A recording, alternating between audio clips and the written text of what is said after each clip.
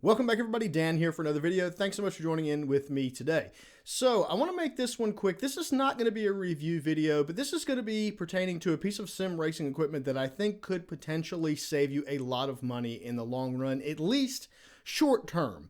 You may still end up going with the more expensive option in this comparison in the long run, but short term, it could potentially save you a lot of money. You could get very similar results from these two items.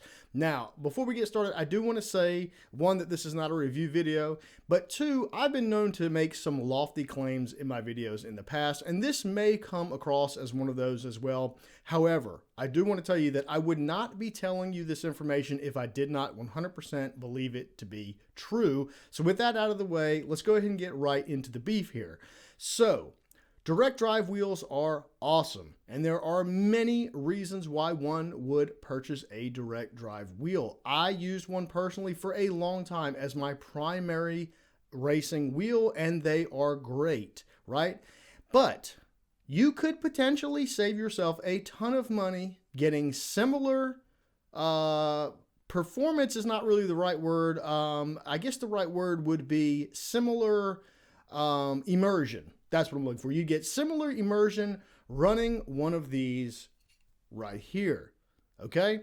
Now, this is not a new piece of equipment. These have been around for a long time. This is known as a butt kicker. Okay, this particular butt kicker is the Gamer 2. It's designed to strap around a chair or, an office chair, or you can just use this clamp that comes with it to mount it to the rig in many different ways. But at the end of the day, it is a butt kicker. It's basically like a very low-end subwoofer-ish, and it vibrates to make movements and sensations that you feel throughout your body. So this one I bought on a whim because it was on sale for like $130, and I believe until December 31st of 2020, everything on ButtKicker's website is still like significantly low price. But even if you were to buy this right here full price, it's about $160. So let me give you my argument why this could potentially save you a ton of money, because this is a fraction. Even at full price, at $150, this is an absolute fraction of even the cheapest direct drive wheels on the market. So at this point, you're probably wondering, what the heck is Danny talking about? Why is he comparing a butt kicker with a direct drive wheel?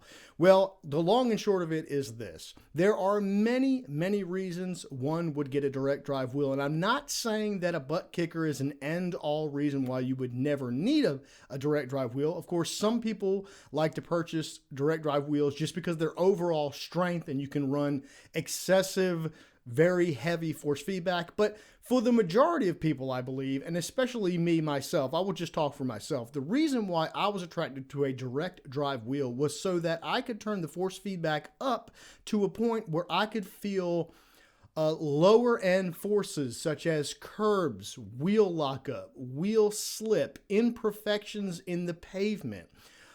Very small, low-end things at the wheel center for the most part, to give me the sensations of what the chassis of the vehicle was doing. Whereas if you get that from most belt-driven wheels, you kind of have to crank them up to a point where you can get very close to clipping at the top. To get those low-end forces, you'd be close to clipping, or you will be clipping at the top. So you go to get a direct drive, or I went to go get a direct drive wheel so that I could get those forces at the bottom without clipping at the top. However, even the direct drive wheel I had, the Sim Experience AccuForce, was a $1,000 wheel. And what I can tell you confidently after using this for a couple of weeks now, that I am getting the same, if not better results running this under my seat. Now, I thought that these were a gimmick for the longest time. Honest to God, I really thought they were a gimmick. But if you set these up on your rig correctly, and I'll do some B-roll of how I have this mounted to my rig so you can see how I've got it mounted to the ART. I repurposed the shifter mount since I'm not using that. But if you have it set up on your rig correctly and you utilize a software, there are many. I'm using SimHub because it is quote unquote free. Of course, I did throw them some money for the full release of SimHub because it is such a fantastic program that I didn't want to take it for free. I advise you to throw them some money if you do use it. But there are other options. There's SimHub. SimExperience has Simvibe. There are many options. But the key here, what I'm telling you, is if you use a ButtKicker with some appropriate software and take a little bit of time to set one of these up, you will get more immersion in a sense of feeling imperfections in the pavement, the curbs under your butt, the curbs on your chassis. You can set it up to feel wheel slipped, shifting, like you'll get a slap in the butt when you shift, similar to what you really would in a like a dual clutch race car. I mean, you honestly can get more of that low end frequencies that I'm talking about that people want for a direct drive wheel for a fraction of the cost. And I did not know this 2 weeks ago. I mean, I knew that these were cheap, but I thought they were cheap because they were a gimmick, but I was wrong. I'm telling you. If you are in the market for a direct drive wheel, before you purchase one, buy one of these. And it doesn't have to be this manufacturer. It doesn't have to be ButtKicker. That's just the one I knew. There are many of these things out there. However, if you buy the Gamer 2, or the simulation kit, or various other ones that they have available on the ButtKicker's website. And I paid full price for these. Nobody gave me these. This is not a sponsored video. I bought these.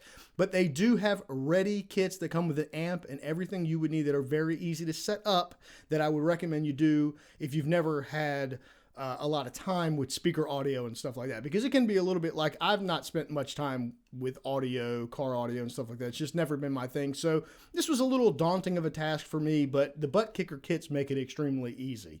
And then, so I would just say, guys, I'm just telling you, before you spend thousands on a direct drive wheel, if you have a decent wheel, if you've got a TSXW, a Fanatic CSL Elite, V2.5, even a T300, and probably even Logitech's. I mean, any wheel, if you pair this with a wheel, I'm telling you, you're going to be so impressed if you spend some time to set this thing up, because this can give you better localized results than any direct drive wheel or any wheel on the market can. And the combination of a decent wheel plus this, in my eyes, for the cost, is such a better bargain. And even if you decide you want a strong 30 Newton meter direct drive wheel down the road sometime, I would still purchase this first. Okay. Now, there are some downsides to this. It is loud. Okay, if you turn it up high, which I don't really need to turn it up high, I've got it at like a medium level, and it's enough to feel what's going on. You could potentially turn it up a lot higher. And if you lived in a situation where you have shared walls, or you lived in a second-story apartment or something like that, this is going to vibrate the people downstairs. I mean, I'm not going to lie to you. It's basically a very low-end bass speaker. It's pretty much what it is.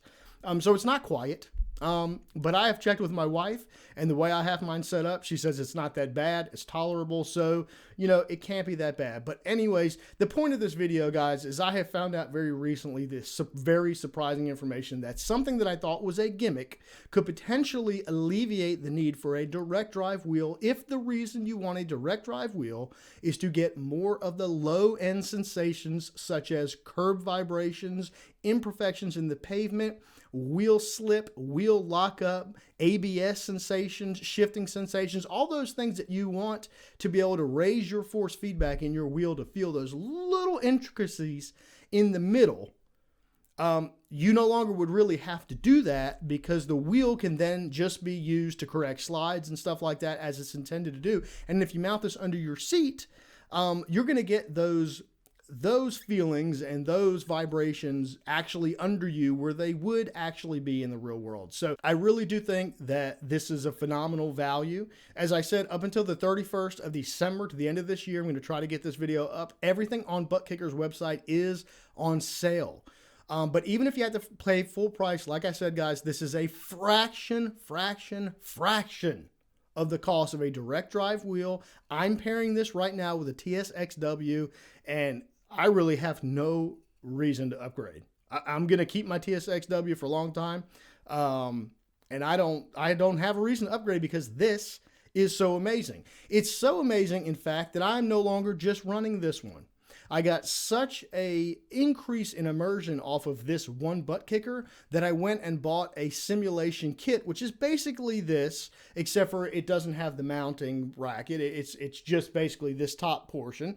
And I actually hard mounted it to the front of my chassis, and I'm now running a front and rear setup using SimHub, and that was such an increase in immersion that now I'm in 2021 I'm going to be starting a brand new build with a brand new profile rig, and I'm going to do a 5 butt kicker setup where I'm going to have one at every corner and one under the seat.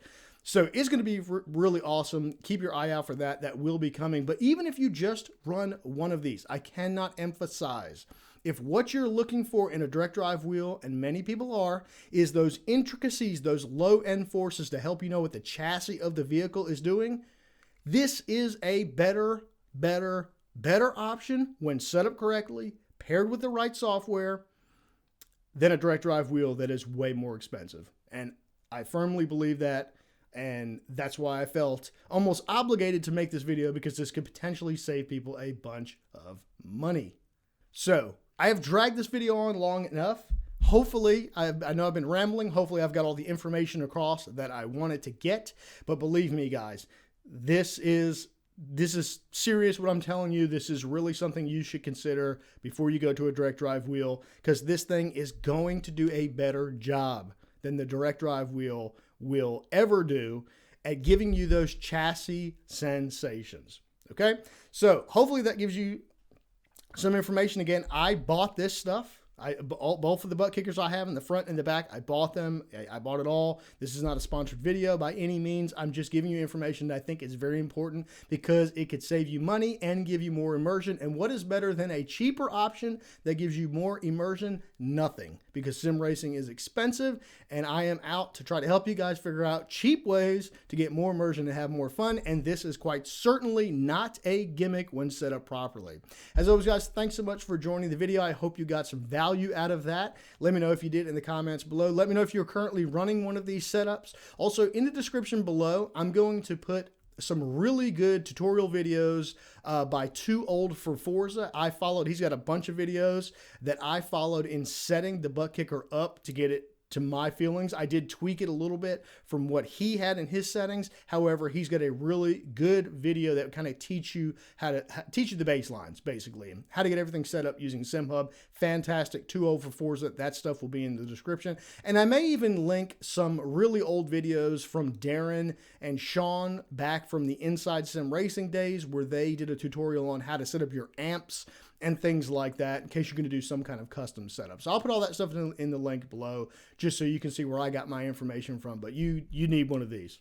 As long as you're not going to piss off your neighbors, you definitely need one of these. As always, guys, thanks so much for watching, and I'll talk to you in the next video. We'll see you later.